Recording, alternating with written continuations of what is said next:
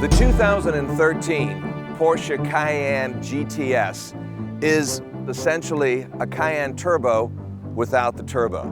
Not only have they lowered the vehicle by 3/4 of an inch, but they've also offset the wheels, which has given it a wider track to improve the handling and driving characteristics of it. You have beautiful bi-xenon halogen headlamps, which have a blackout treatment just like the rear taillights do. And they've given it color coordinated fender wells as well as a more aggressive side skirt throughout. And the rear spoiler in the back is double planed to give it more downdraft, to give you better handling characteristics and control. And of course the quad black tip exhaust pipes, absolutely beautiful with the black trim on the rear diffuser.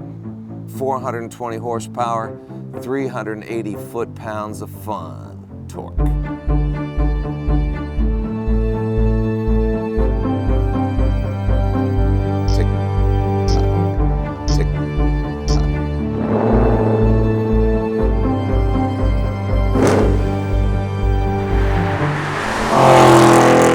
Zero to 60, 5.4 seconds. And that's 0.2 seconds faster than just the regular S. If you get a chance to drive any Porsche, you know what an amazing treat it is. The engineering is unbelievable. The drive quality and race characteristics are unmatched on the highway. Hello, officer.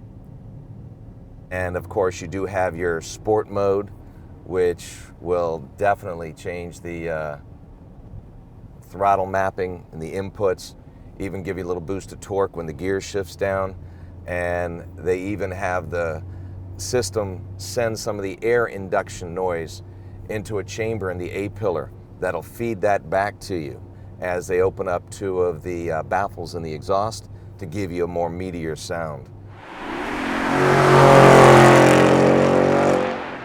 The acceleration is quite adequate, ladies and gentlemen.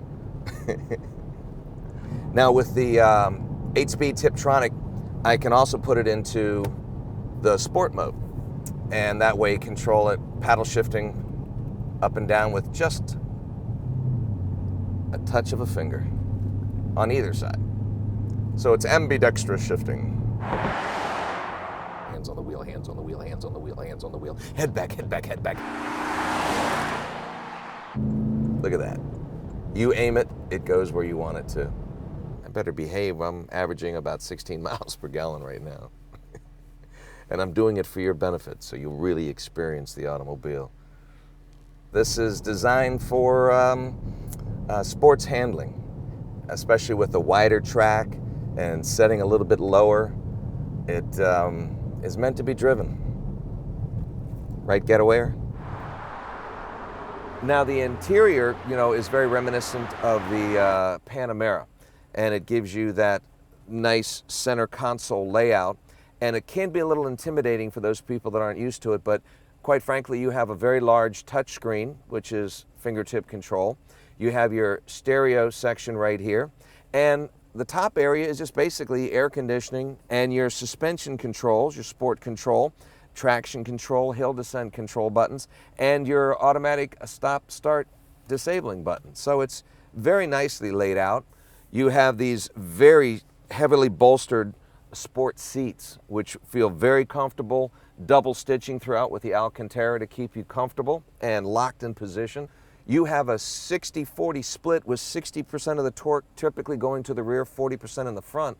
But if the road conditions change, you can shift up to 100% of the torque to the front or to the rear as needed. And that gives you a tremendous sense of security on top of all of this beautiful luxury.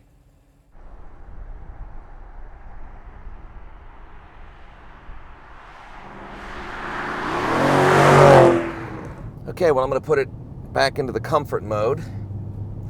And, well, quite frankly, it is more comfortable.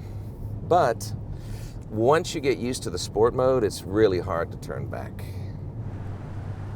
This really soaks up the bumps nicely. I don't think anyone would complain, not even the passengers in the back. And it's nice because you can, fit 3 people back there relatively comfortably. And you even have room with the fold-down rear seats up to 62.9 cubic feet of cargo space. So it is a useful vehicle. So don't get spoiled by all this luxury and performance.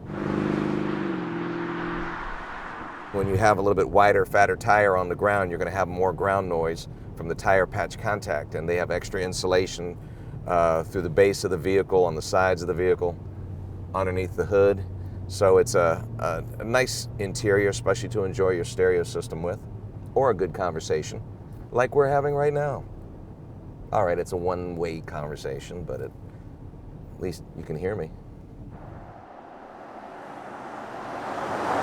Side glass is good, side mirrors are good. It's the rear view mirror. You've got to get used to that odd shape and just a little bit of limited visibility back there.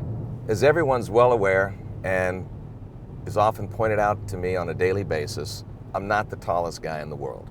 So I don't have any problem fitting into this vehicle, but I've got so much headroom, I could wear a motorcycle helmet and a hat on top of it and still have plenty of room. So this is an awesome vehicle for those tall individuals that need that sort of comfort level. Now, some people say that I don't have any complaints about cars and I'm always just espousing positive points. Well, I do have a negative. I think Porsche needs to work on their speedometer because it, everywhere I go, says I'm going way too fast. The GTS is a nice balance. You have more power than the S, the style characteristics of the turbo, and it's a lot less money, about 27 grand less than a turbo. Now, of course, with the turbo, you get 500 horsepower, 516 foot-pounds of torque, and that's really what you're paying for. But this is a nice balance in between. You know, it's just a great all-around machine.